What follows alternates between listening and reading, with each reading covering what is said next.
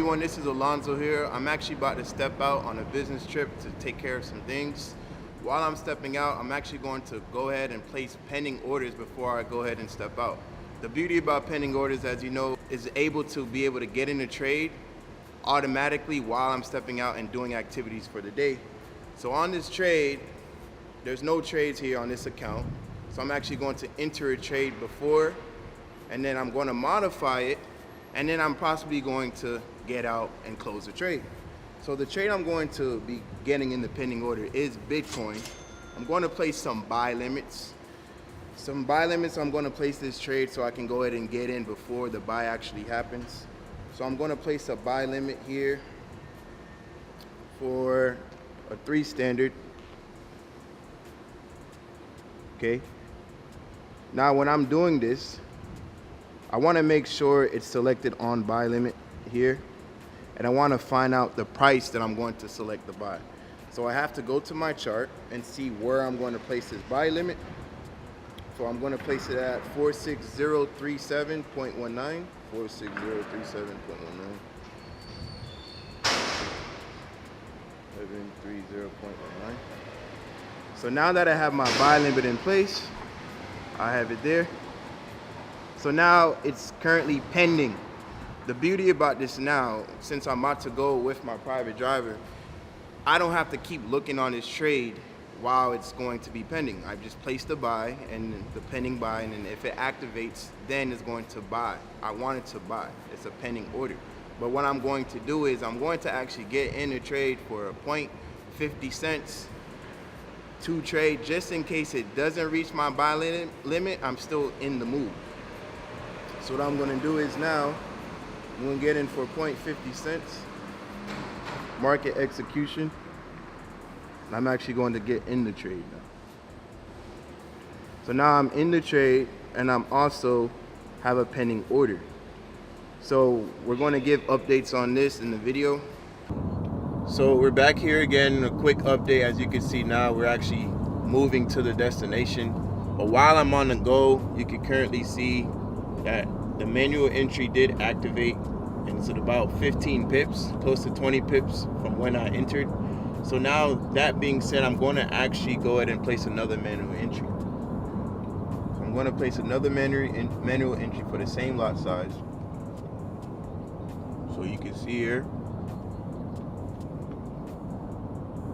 So now I have another manual entry, and I did add some more pending orders here just in case price does reach those pending orders. It will activate me for the buy as well.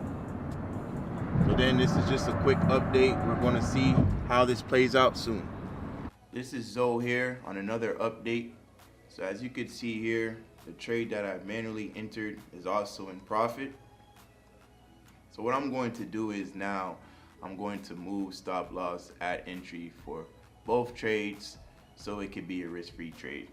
So in saying that, all I have to do is find out the entry price for both trades so I'm able to move it at entry.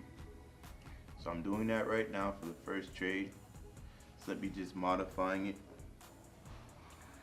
So I have to find the first entry here, 47265.05. So 46825. 46825.04. 46825.04. After I do that, I find the coordinates, the current price, the entry price.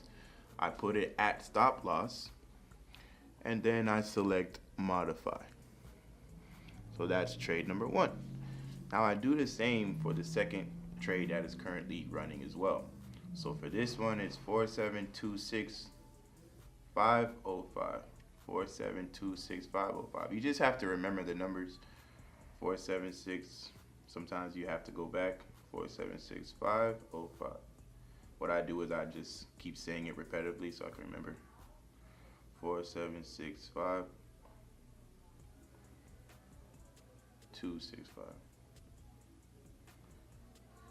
47265.05. So same concept again, just click modify. So now these trades are currently running. Now, as I mentioned in the beginning of the video, the purpose of this was to place pending orders, but what happened was I got in a manual entry just in case these pending orders didn't activate. As you see here, the pending orders are still there below the bottom because they're not triggered, but my manual entries are currently running. That's the beauty about having pending orders, because if they don't activate, you're not going to lose or win because they're not activated. But I did place a manual entry because I know the true direction of Bitcoin, so I did not want to miss the move. So what I did is I had a pending order just in case, and I had a manual entry just in case as well. So the beauty about pending orders is if it doesn't activate, right, that I'm not going to take a loss or not going to take a gain as well. They're not activated. But what I did here is I actually placed a manual entry and a pending order. So just in case a pending order doesn't activate, I can rely on my manual entry because it's still going in the true direction of the buy. So now here, I'm going to continue to let these trades run because they are risk-free, and I'll give you the final update if I decide to step out as well.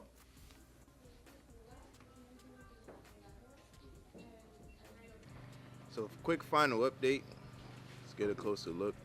One of my trades actually hit the stop loss at current entry. So if I go to my history here, it shows, right, it took me out because the chart of the trade was $5, so that's why it's showing that it's $5. But on that trade, I did not lose anything. It was a risk-free trade. So on the trade that didn't hit stop loss at entry, I'm going to actually step out. So I'm going to step out here, and I'm going to let these pending orders continue to run. But now I actually shown that this is made for today. So in this video, I wanted to inform you guys on you could place pending order trades, and you can also be in manual entry trade as well. You just got to know your plan on how you're going to go about each particular trade. So thanks for seeing this video. See you guys soon.